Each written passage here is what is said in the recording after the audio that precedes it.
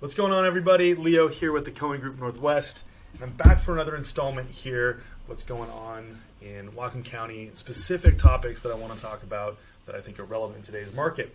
So this is really three categories of valuation. I get people that say, hey, I'm looking at Zillow or Redfin, or hey, I've been looking at the assessor's site, or hey, I got an appraisal done, and they're all different ways of triangulating what target market value is. And I kind of wanted to break down and debunk some myths on how these all work and where to get your information from, because there's a place that I get my information from, and I want to pass that along to you all as well. So I wanted to. The first category is these big platforms like Redfin or Zillow that are portals that pull as much data, and the validity of their algorithm or their valuation is based on the algorithm and how much information is fed into that. And so one of the things that I notice is that it can be very sporadic because they do a quantitative analysis but not a qualitative analysis. So they'll pull from a neighborhood somewhere close to you within whatever their radius is. So they don't know that the quality of construction like an appraiser would be gauging. They don't know if there's been any upgrades. They don't know anything else outside of what the basic criteria of the house is, and they give you a basic outline on what the property's worth. I'm not saying this is bad, but it's a good place to start. And then what I would do is I would use this as a benchmark of when you're doing your own analysis, where does it land on that scale? And I've actually seen studies that have shown that Redfin and Zillow have been off in either direction 10 to 15%. So it's not just overvaluing or undervaluing, it's just not accurate. Good place to start, not accurate. So anyhow, I just wanted to show you a couple different places. So this is my house that my wife Em and I own. Here's Zillow. Here's the Zestimate.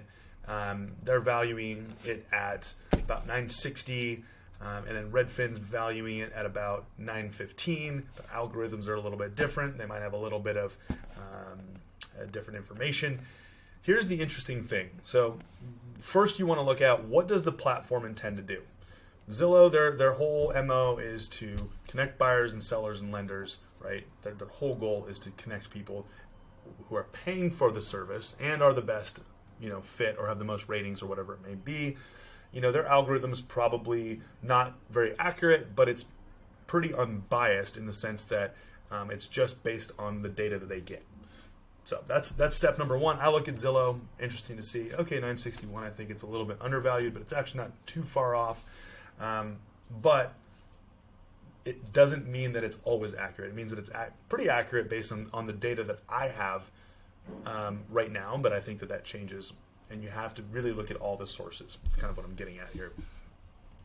Redfin, 915, I think that's low, and I would be curious to see what comps they're using. They're only using 2 comparable sales, 3 comparable sales, and they're really not using a blend of comparable sales that's wide enough or enough data to really support a true market value here, because they're only using 2 or 3 sales. Here's the other piece. Redfin, let's break it down what Redfin is. Redfin is a great system, a great platform to search for property. I think there's a lot of great tools on there, but they're also a brokerage. And so what is their goal? Their goal is to give you an idea of what your property's worth and give you a good enough discount on commission so that you're going to go to them to get an idea of what it's worth and then go to sell the property, right, with them for that reason. So it's kind of it's a platform that draws you in to want to work with them, which is fine. But their valuation is $915, which is low, and I'm pretty realistic about the valuation of my house. I think it's low, but their estimated sale price, gosh, talk about not being on the hook for anything. $900 to $1 million, $100,000 difference. That means they don't know anything about your house. That means they have a good ballpark on what the low is of properties have sold, and a good benchmark on what the high is of properties that have sold. So that's kind of those platforms that a lot of people use. How I view the algorithms, just be really, use a lot of scrutiny when you're using these platforms on what are they trying to do, how accurate is the data, etc. The next piece and the next one that I get a lot is, hey, the assessed value of my home is X. What does that mean for the actual value of my home? And typically, not always, typically it's about 25% difference in market value to assessed value. So the assessed value on my house right now is about $810,000. Now that's really interesting because we bought it for $880,000, and the previous tax assessed value was about $600,000. So they've increased the value of my home by $200,000. And if you watch some other videos on what's happening in Whatcom County, there's huge increases in property tax and how much they're charging people for owning a house in Whatcom County.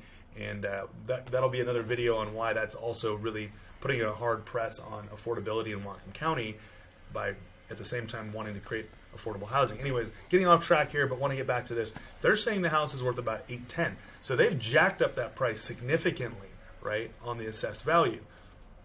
It's actually a lot closer than most assessed values to market values that I've seen in the past.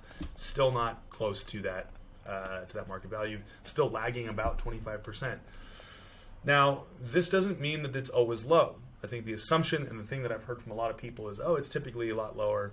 However, it's not, because the way that the assessor does valuations is they do a quick snapshot market value. Typically, it's not with an actual appraiser or real estate professional doing a BPO or broker appraised opinion. It's done by somebody in their department that's just saying, okay, I'm going to just take this radius. And I've even seen it where they've overvalued a place because there was a comparable sale that was too high, I think, to be used, or significantly in better condition or upgraded or whatever it may be. So that's also inaccurate too. So if you're saying, hey, I'm going to use the assessed value as a gauge, it's not a good gauge. It's a great gauge on what you're paying in taxes. It's just not a great gauge on what the property's worth. Now, this is why I believe that real estate professionals and appraisers are incredibly important to give you that absolute, very close to market value idea of what your property's worth. And so what I did was I did a little market analysis. I think a lot like an appraiser because I'd rather be conservative about the value and not set high expectations with myself, because that's how I would operate with other people, because I want, if we did want to sell our house, I'd want to sell.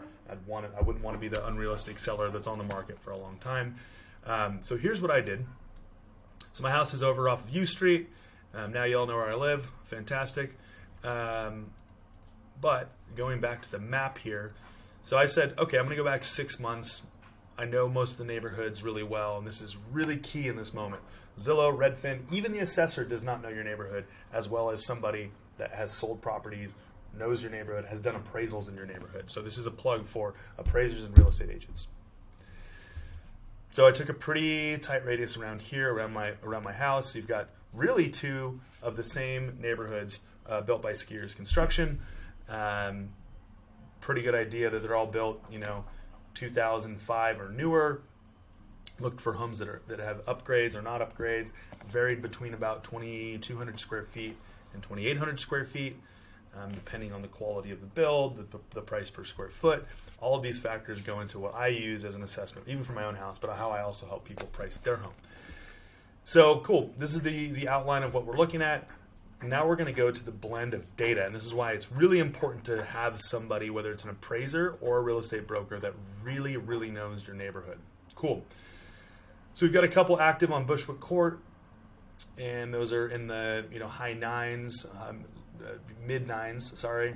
And I would say the construction's a little bit less quality than the Skiers construction in this particular instance.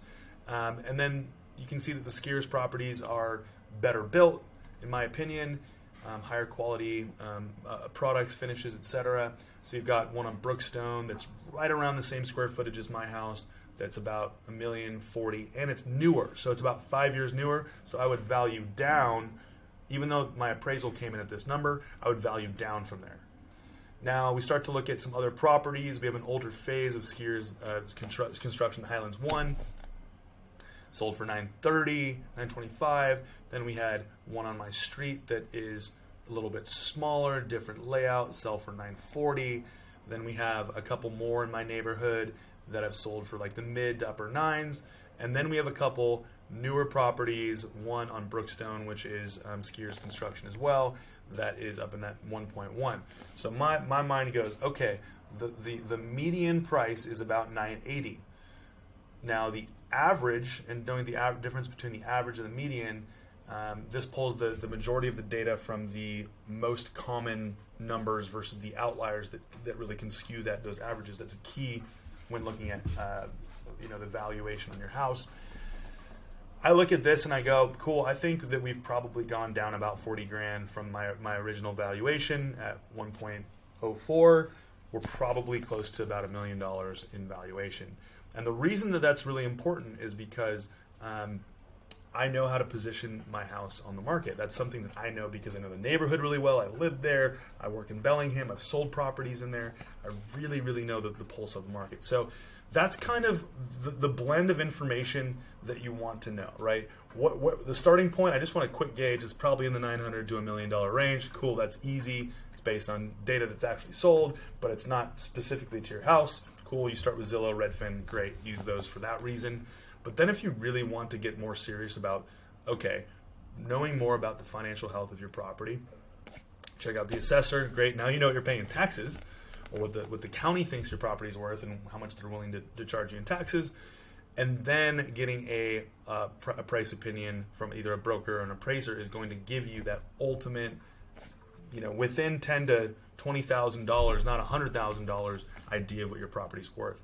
So it's incredibly important to, depending on where you're at in that process, how serious you are about it, start there, but work your way that direction towards having a professional evaluate your property. It's incredibly important. Not everyone's created the same as far as their knowledge base, their business, how their brain works, all of these things. And so in this business, it's important to have a professional that lives in the data and thinks like an appraiser, is conservative, but also knows how to sell and push things a little bit. And what are the circumstances that we could push the value a little bit? So if you have any questions or you'd like a valuation, I'm happy to show you how to do this. I'm happy to do one of these for you. This is what I love to do. I really love the data. So hope you all are having a wonderful day, and hopefully this is helpful.